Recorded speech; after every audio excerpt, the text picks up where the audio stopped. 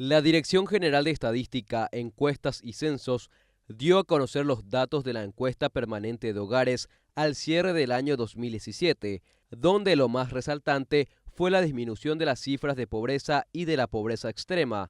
Sobre esto opinó el doctor en economía Ricardo Rodríguez Silvero. Es una buena noticia el que la Dirección de Encuestas, Estadísticas y Censos haya cuantificado una reducción de la pobreza en general y de la miseria en particular, en una proporción que es relativamente pequeña, pero que está bien poder decir que tanto la pobreza como la miseria es la parte más lacerante de la pobreza, la gente muy pobre ya es, sí, que ambas partes marginadas, digamos, hayan sido reducidas a un porcentaje que demuestra una esperanza respecto a que pueda seguir reduciéndose ambas cosas en los años venideros también.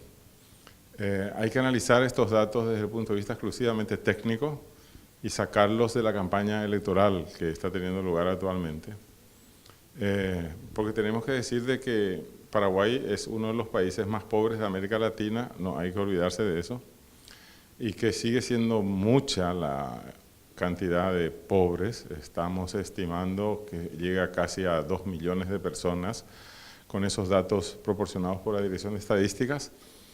Eso significa que de 7 millones de habitantes que somos, 2 millones más o menos están en situación de pobreza.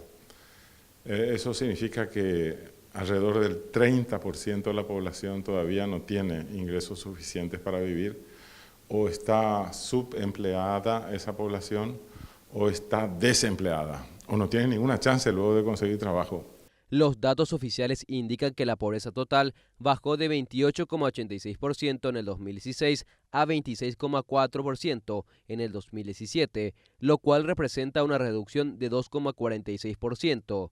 A su vez, la pobreza extrema se redujo desde un 5,73% de 2016 hasta un 4,41% en promedio para el año pasado. No nos olvidemos de que 2 millones de compatriotas siguen siendo pobres y muy pobres en un país que es productor mundial de alimentos, lo que es una gran contradicción.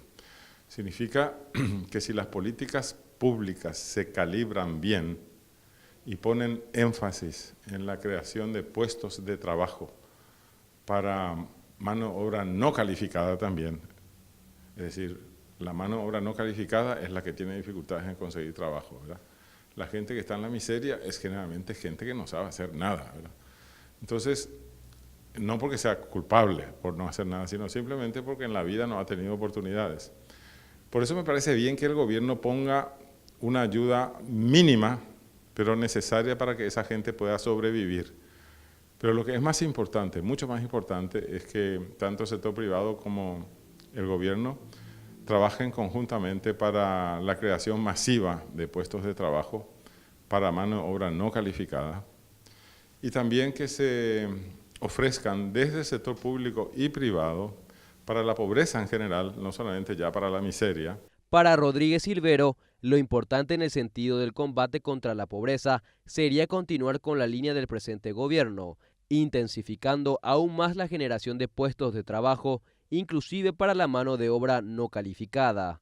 La creación de puestos de trabajo para mano de obra no calificada y brindando tanto a los microproductores rurales como a los microempresarios urbanos, que son los más multitudinarios y los más pobres, las posibilidades de asistencia técnica, crediticia e informarles en términos tributarios también. Si eso se realiza, las posibilidades de que se reduzca aún más la pobreza son buenas. Y también tenemos que tener en cuenta que no hay que medir la pobreza solamente con ingresos monetarios. Eso está haciendo la Dirección de Estadísticas y Censos, y está haciendo bien, pero es necesario tener en cuenta también criterios multidisciplinarios para calificar la pobreza. Hay gente que lleva economía de subsistencia en el campo, eso quiere decir que tiene su propia chacra, que tiene sus propias aves de corral, que tienen cerdos incluso, a lo mejor tiene incluso una vaca. Esa gente a lo mejor no tiene ingresos monetarios, pero no es tampoco miserable en el sentido de no tener nada para comer, al contrario, ellos están sobreviviendo relativamente bien. Entonces lo que hay que ver es que se se tome ciertamente el criterio de ingresos, pero solamente como un criterio diferenciador de pobreza. Después hay muchos otros criterios que hay que tener en cuenta también, y eso lo sabe la Secretaría Técnica de Planificación. Se suele llamar criterios multimodales o criterios multidisciplinarios para cuantificar mejor la pobreza. Actualmente el país registra 1.800.000 personas pobres, en base a una población total de 6.800.000 habitantes, lo que representa el 26,40% de la misma, según datos de la Dirección General de Estadística, Encuestas y Censos.